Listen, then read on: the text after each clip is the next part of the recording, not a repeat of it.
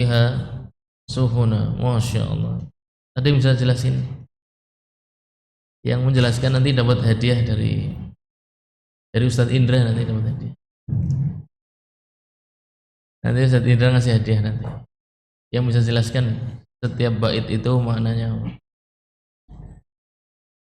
apa? Hadiahnya tuh dari Ustadz Indra, Ustadz Firdaus, Ustadz Syahru, sama Bapak Pembina, Pak Ustadz Imam. Siapa masuk Pak? Boleh lihat. Berdiri kemudian jelaskan.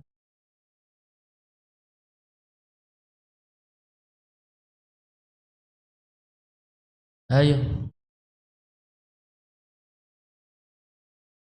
Dan kebanyakan diskusi yang ditanya nggak lebih tahu daripada yang bertanya. Ayo coba, nggak mau? Nggak mau hadiah? Hah? Catatannya nggak ada. Oh nggak ada.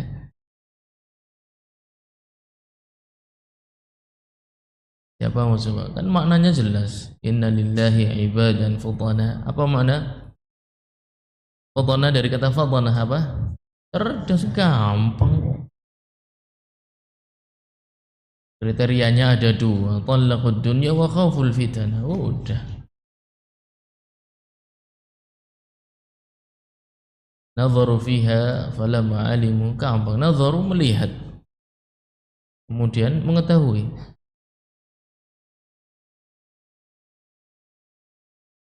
Annaha laysat lihayyin watana.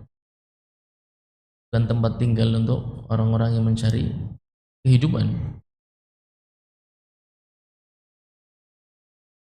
Nyerah dah, nggak mau. Gampang, maknanya zahir kok, maknanya nampak sekali, gampang. Imam Syafi'i tidak mempersulitkan tuh. Ditulis untuk dipahami. Ja'aluha lujjatan, jadikan sebagai seperti ombak. Ya, wattakhadhu, dan orang yang cerdas tadi mengambil salihal amali fiha sufun. Sufun jamaknya apa? Safinah, kapal. Apa? Tinggal dijelasin.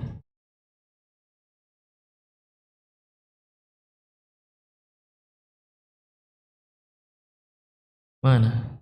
Salah nggak apa-apa? Nggak salah, insya Allah nggak salah. Kurang pas dikit paling.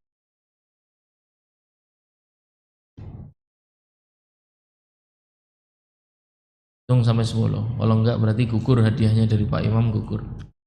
Ya. Wahid, اثنين, ثلاثة, أربعة. Masya Allah. La. Waraak. Rafa awalan. Dia mengangkat tangan lebih dulu dari antum. Masya Allah. Silakan berdiri. Namanya siapa, dari kelas berapa? Salman Fariji. Kelas 3 SMP. Masya Allah. Qala Imam Syafi'i. Silakan. Iya, berkata Imam Syafi'i. Baca dulu baitnya kemudian antum jelaskan. Inna lillahi ibadan. La, futuna atau futana, ya sama. Inna lillahi ibadan futana. Ya, kemudian di antara hamba-hamba Allah Subhanahu wa taala itu ada sebagian yang cerdas, ya, sebagian yang akalnya itu mampu menangkap kesimpulan dari sebuah kejadian. Cerdas, ya. Cerdas itu antum melihat sesuatu tuh tahu intinya, ya, tahu kesimpulannya. Kemudian talaqud dunya atau tarakud dunya wa khaful fitnah. Dua kriteria hamba yang cerdas. Apa itu?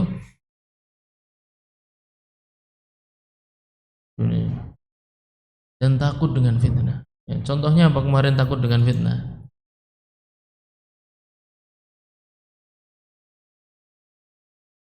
tidak bermain media sosial kecuali ada keperluan, ya, tidak bermain media sosial kecuali ada keperluan. Kemudian apalagi wa khauful fitnah, jadi menghindari fitnah. Maka hamba-hamba yang tidak menghindari fitnah menunjukkan rendahnya akal mereka, meskipun ijazahnya banyak, ya, meskipun hafidz Quran, tapi tetap tidak cerdas karena tidak menghindari fitnah. Kemudian,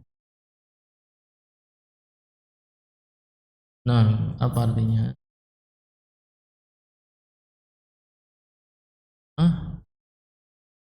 Melihat, nadharu fiha, ketika melihat tentang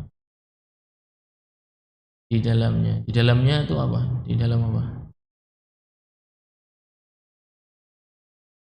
Nyanya kemana? Lah, kan di bait sebelumnya apa? Talaqud dunya. Iya betul. Bait sebelumnya talaqud dunya. Dunya itu kembali, haknya itu kembali ke dunia. Nadharu fiha, ketika melihat dunia, kesibukannya, ramenya, kesusahannya, kemudian hal-hal yang menarik di dalamnya.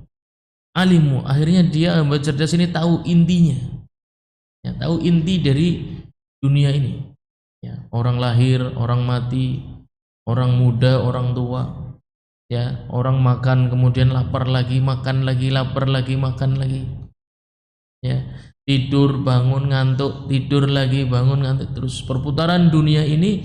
Bagi orang yang cerdas itu memperhatikan, orang cerdas itu memperhatikan perputaran dunia. Kesibukan orang ke pasar, pulang, balik lagi, pasar lagi, pulang, balik lagi, terus. Falamma fanadharu fiha falamma alim. Kemudian dia paham sesuatu.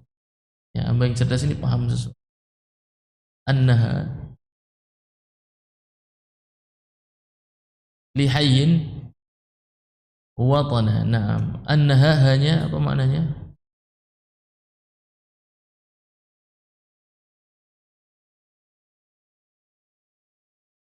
Sahih. Ya, hamba yang cerdas akhirnya faham.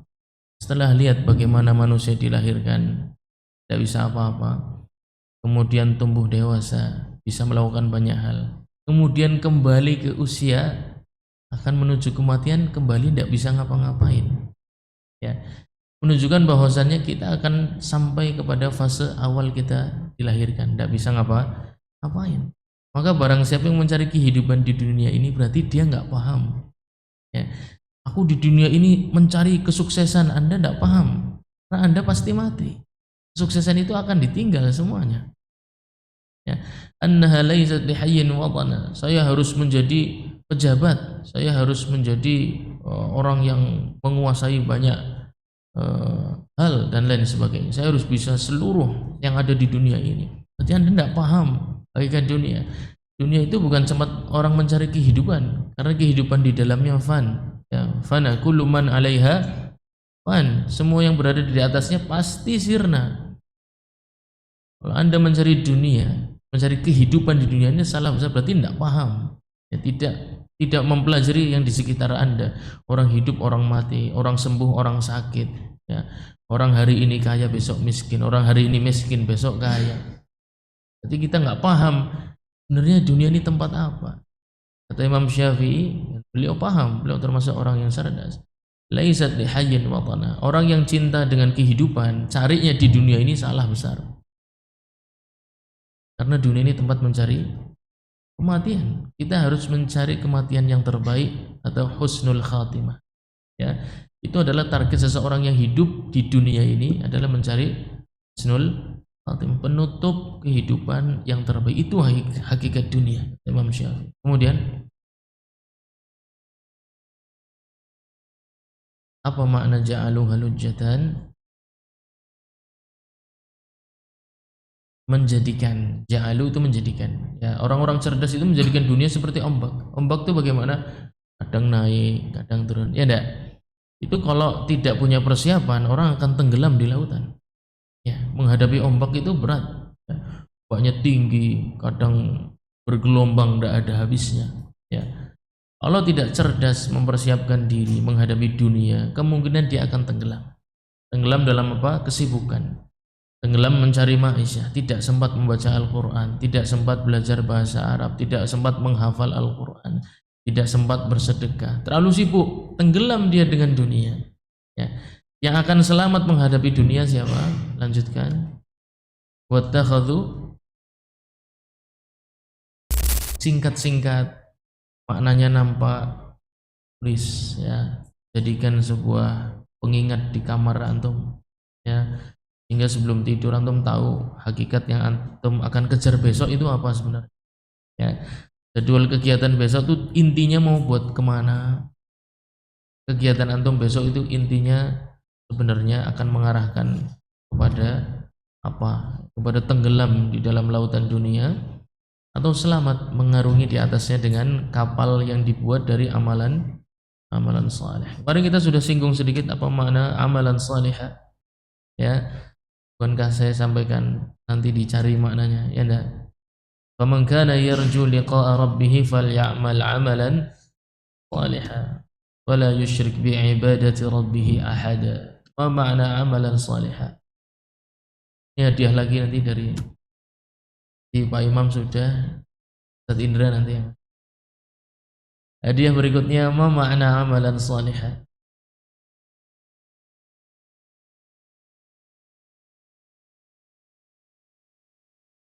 Siapa mau jawab? Jadi jangan-jangan kita menyangka beramal soleh ternyata bukan. Apa makna amalan soleh? Fakhri.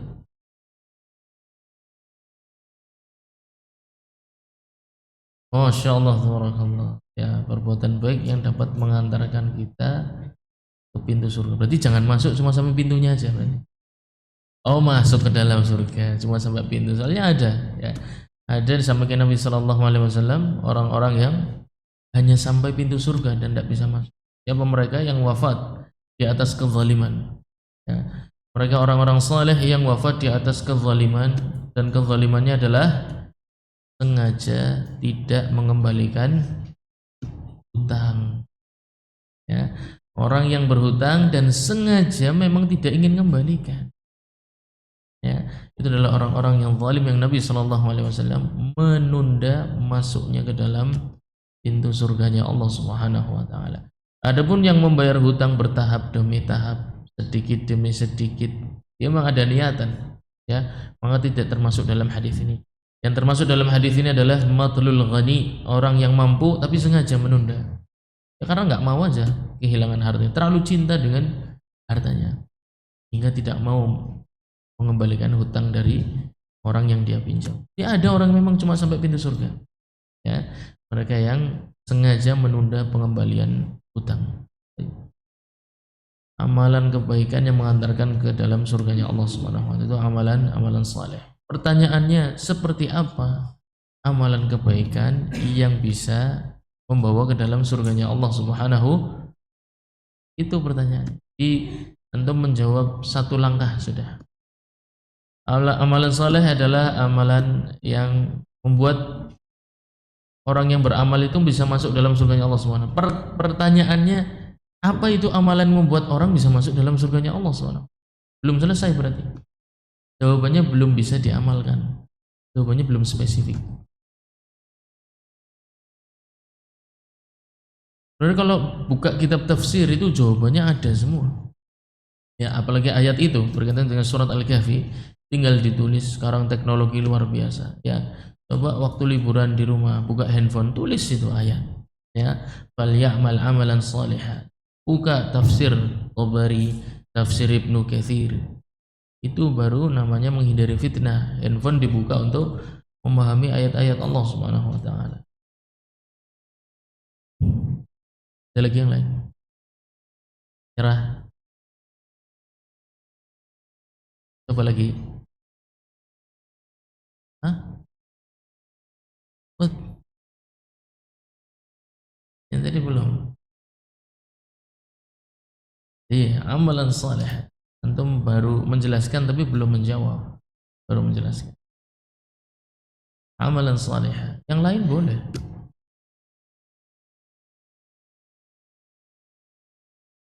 Jadi nggak ada yang buka kitab tafsir.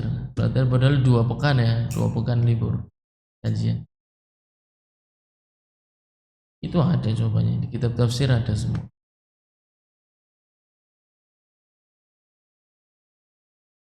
Seng, seng bayus ya. Seng. Hadiahnya nanti kembali ke Ustadz Indra berarti. Tayyib, falyamal amalan salihah. Antum bisa buka tafsir Ibnul Jauzi, ada juga tafsir At-Tabari, Ibnu Katsir dan lain sebagainya. Dinukil dari sahabat Sa'id bin Jubair, bukan sahabat tabi'in, dari seorang tabi'in, Sa'id bin Jubair, muridnya Abdullah bin Abbas radhiyallahu anhu.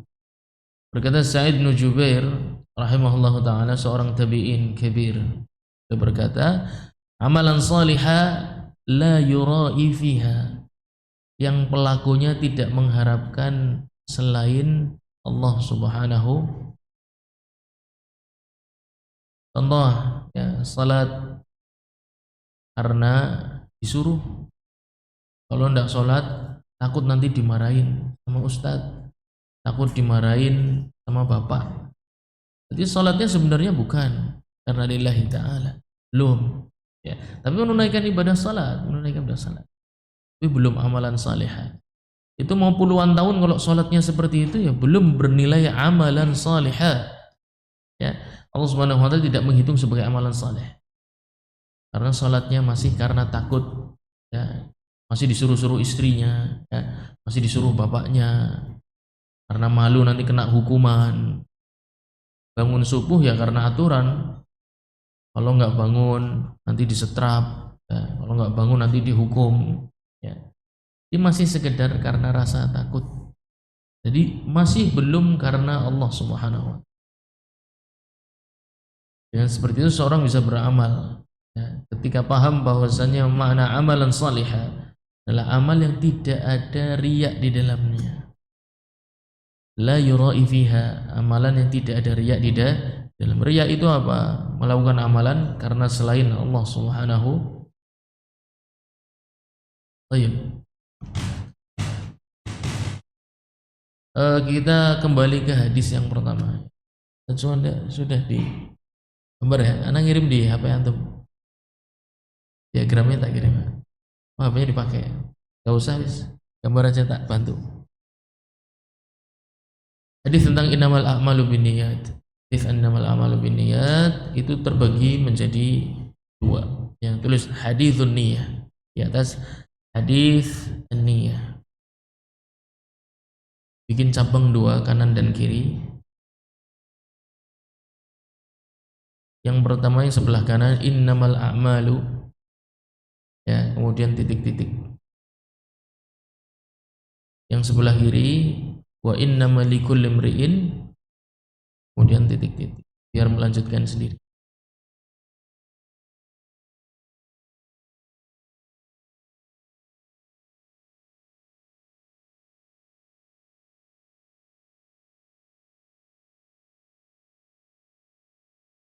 Innamal a'mal, antum kasih panah di bawahnya ke arah bawah ya. Amalun mu'tabar, amalun mu'tabar.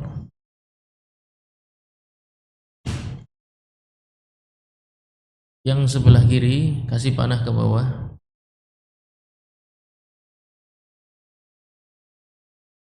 Amilun, kalau sebelah kanan amal, yang sebelah kiri amilun.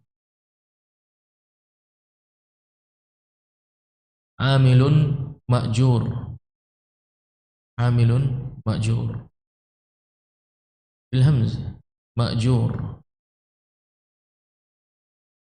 amilun ma'jur. Sebelah kanan amalun mu'tabar, sebelah kiri amilun ma'jur. Baik, silakan duduk Ustaz. Jazakallahu khair.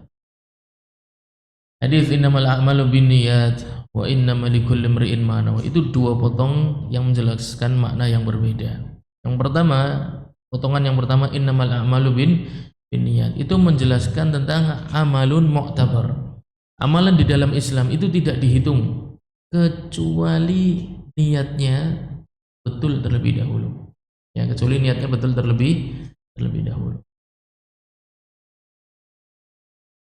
amal mu'tabar, itu amal yang diperhitungkan. Amal mu'tabar itu amal yang diperhitungkan oleh Allah Subhanahu wa taala. Jelasan ini disampaikan oleh Al-Imam Al-Izz ibn Abdissalam Asy-Syafi'i. Dia menjelaskan tentang makna potongan yang pertama, innamal a'malu binniyat. Yang kedua, wa innamal likulli imri'in ma nawa. Nabi sallallahu alaihi wasallam menjelaskan tentang amilnya, sekarang pelakunya. Ya, makjur, pelakunya dapat diberi pahala kapan? Ya. Yang pertama bicara amalannya, innamal a'malu binniyat, itu amalannya standar, ya. Patokan standar amalan itu harus ada niat dulu. Niat itu ada dua jenis. Ya, niat itu ada dua jenis. Al-Imam Ibn Rajab Al-Hambali rahimahullah ta'ala dalam kitab Jami'ul Ulum wal Hikam. Ya. Yang pertama, niat menurut para fuqaha. Niat menurut para niat ada dua jenis yang harus dipenuhi, dua-duanya harus dipenuhi. Ya. Innamal a'malu binniyat. Amalan tidak akan diberi hitungan Allah Subhanahu wa taala kecuali memenuhi unsur niat. Niat itu ada dua jenis dan dua-duanya harus dipenuhi. Yang pertama, niat menurut para fuqaha. Niat menurut para fuqaha. Nanti akan kita jelaskan. Yang kedua, niat menurut ahli ma'rifah. Ahli ma'rifah.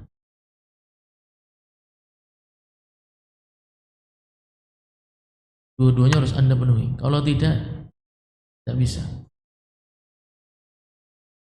Yang pertama, niat menurut para fuqaha. Yang kedua, niat menurut ahli ma'rifah. Niat menurut para fuqaha itu niat dalam istilah fikih. Niat dalam istilah fikih. Contohnya apa? Antum mau menaikkan salat Isya, maka niatnya tidak boleh salat zuhur, itu istilah fikih. Ya. Antum mau salat zuhur, maka tidak boleh cuma niat, aku mau salat dululah, Allahu Akbar. Itu tidak bisa dihitung salat zuhur sampai Anda meniatkan itu untuk salat zuhur. Itu niat menurut para fuqaha. Niat yang spesifik berkaitan dengan ibadah yang spesifik. Ya. Yang kedua, niat menurut ahli ma'rifah, yaitu ulama tauhid. Ya, ahli ma'rifah itu adalah ulama tauhid. Yaitu yang dibicarakan dalam hadis ini berkaitan dengan ikhlas. Berkaitan dengan ikhlas. Apa makna ikhlas kemarin? Ibadah yang ikhlas itu maknanya apa? Yang niatkan untuk taqarrub kepada Allah Subhanahu, ya. Maka dalam antum secara praktek kalau mau salat itu harus dua niat. Ya, yang pertama itu harus tahu bahwa diniatkan untuk taqarrub kepada Allah Subhanahu wa taala, berarti kondisi setelah salat harus lebih baik dari ketika sebelum salat. Ibadah setelah salat, kondisi hati setelah salat itu harus lebih dekat kepada Allah dibandingkan sebelum salat. Itu dua niat kalau Anda penuhi berarti sudah mendatangkan niat yang diminta oleh Allah Subhanahu wa taala yang ditulis di dalam surat Al-Kahfi, "Falyamal 'amalan shalihan." Orang-orang yang tidak mau belajar majelis ilmu, tidak mau mengambil pelajaran dari para ulama, mereka orang yang paling bodoh. Karena mereka salat puluhan rakaat, ratusan rakaat, ribuan rakaat, tapi bahkan tidak tahu niat yang seharusnya saya datangkan itu seperti apa. Dan saya pernah menyampaikan waktu dalam sebuah kajian, waktu itu berkaitan dengan haji. Haji itu pun punya dua niat, sama, semua ibadah sama. Yang pertama niat ikhlas lillahi ta'ala, tadi niat taqarrub kepada Allah Subhanahu wa taala. Yang kedua niat menyelesaikan manasik, dalam rangkaian ibadah haji. Ada orang sudah menunaikan haji, setelah pengajian selesai dia datengin, kemudian bicara, Ustaz, sepertinya haji saya harus diulangi. Kok bisa Pak? Dia sambil nangis bilang, saya haji tapi nggak niat haji Ustaz. Saya selesaikan manasik tapi saya sebenarnya nggak pengen ibadah haji. Dari awal keberangkatan itu saya tidak niat haji, tidak meniatkan untuk mendekat kepada Allah sama sekali. Tidak ada gambaran itu sama sekali, nggak ada. Saya cuma gantikan bapak yang sudah wafat, ya, karena ibu datang data hajinya, kemudian saya gantikan bapak yang sudah wafat. Saya berangkat haji. Waktu itu saya masih suka berantem, saya suka minum minuman keras, saya masih melakukan semua banyak sholat saya masih jarang. Bayangkan orang jarang sholat mau haji, nggak mungkin. Gak mungkin bisa mendatangkan niat haji, sholat saja saya jarang, masih bolong-bolong. Dia tanya, apakah saya perlu ulangi haji? Sekarang pertanyaan ini anak tanya kepada antum. Saya tanya kepada antum semuanya pada kesempatan malam hari. Kalau pertanyaan ini ditanyakan kepada antum, apakah sah hajinya? Apakah perlu diulangi atau tidak hajinya? Dia niat menyelesaikan manasik, ya, dia niat untuk ihram, tawaf ifadah, ya, sa'i yang wajib, kemudian menyembelih, ya, tahallul dan lain sebagainya, rangkaian-rangkaian manasik Arafah, Musdalifah, dia selesaikan semuanya. Tapi dalam hati sebenarnya tidak mau melakukan itu, cuma terpaksa nemenin ibu aja. Karena saya tanyakan kepada antum, amalan saleh itu spesifik. Bagaimana dijelaskan tadi tabi'in Sa'id bin Jubair rahimahullah ta'ala, dia harus diniatkan untuk taqarrub kepada Allah Subhanahu wa ta'ala dan tidak boleh diniatkan untuk selainnya. Pertanyaannya, kalau pertanyaan itu ditanyakan kepada antum, perlu tidak dia mengulangi hajinya? Tidak perlu mengulangi hajinya. Alasannya,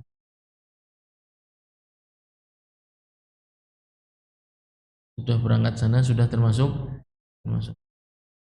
Ayo, saya sampaikan tadi, niat itu dua-duanya harus dipenuhi.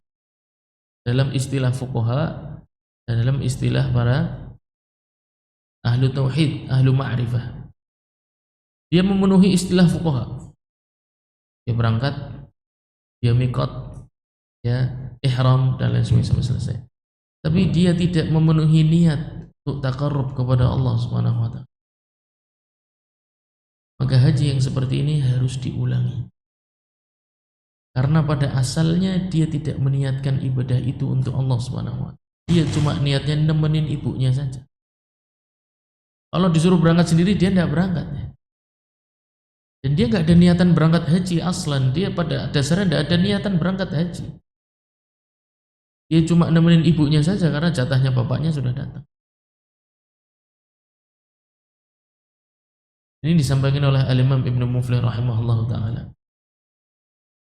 Ibadah-ibadah yang motivasi asalnya bukan Allah Subhanahu wa ta'ala wajib diulangi. Seluruh ibadah yang motivasi asalnya bukan Allah Subhanahu wa ta'ala maka wajib diulangi. Semua salat, puasa, zakat tidak, karena zakat itu wajib dan berkaitan dengan harta, tidak berkaitan dengan jiwa, berkaitan dengan harta. Puasa pun sama, puasa yang karena motivasi memang bukan karena Allah Subhanahu wa ta'ala wajib diulangi, sama. Itu resiko dari ayat yang kita baca, falyamal amalan salih. Berarti kita beramal tapi belum saleh amalnya, belum sesuai dengan yang diminta Allah Subhanahu, masih sesuainya karena diri kita aja, karena pribadi kita cocok, bukan karena Allah Subhanahu wa ta'ala cocok. Hendaknya setiap muslim memahami dirinya maka sudah sesuai menjalankan syariat Allah Subhanahu wa ta'ala, sesuai dengan keinginan Allah Subhanahu Baik, itu berkaitan dengan amal. Wa innama likulli imri'in ma nawa. Ya, berkaitan dengan pelakunya sekarang. Bisa diberi pahala atau tidak, tergantung yang ada di dalam hati. Dan ma di sana menunjukkan umum. Ma di sana menunjukkan umum. Kita sudah singgung di pertemuan yang lalu. Ya. Wa innama likulli imri'in ma nawa. Nabi SAW seakan-akan beritahu kita bahwasanya di antara kalian, meskipun ibadahnya sama, niatnya berbeda, dan setiap orang akan mendapatkan apa yang dia niatkan. Itu yang ingin disampaikan oleh Nabi Muhammad SAW. Maksudnya tidak semua orang yang salat itu mendapatkan pahala yang sama. Tidak semua orang baca Al-Quran itu mendapatkan pahala yang sama. Tidak semua orang yang puasa mendapatkan pahala yang sama.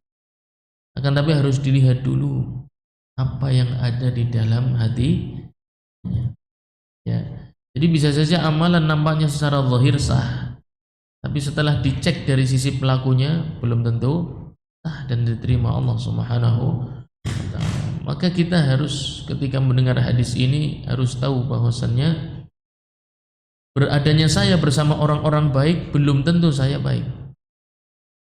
Beradanya saya di rombongan orang yang salat berjamaah tidak membuat saya kemudian otomatis sama seperti mereka.